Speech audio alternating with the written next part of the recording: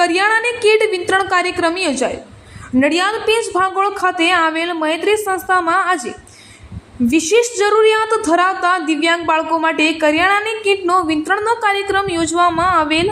Vacation દરમિયાન આર્થિક રીતે નબળા પરિવારમાંથી આવતા દિવ્યાંગ બાળકો પૌષ્ટિક આહાર મેળવી શકે તે હેતુએ દાતાશ્રી હરીશભાઈ પંજાબી, મુન્નાભાઈ શાહ અને વિજયભાઈ મેકવાનના સહયોગથી આ કરિયાણાની કીટનો વિતરણનો કાર્યક્રમ કરવામાં આવ્યો હતો તથા શ્રી હરીશભાઈ પંજાબી દ્વારા બાળકોને ભોજન આપવામાં આવ્યું હતું।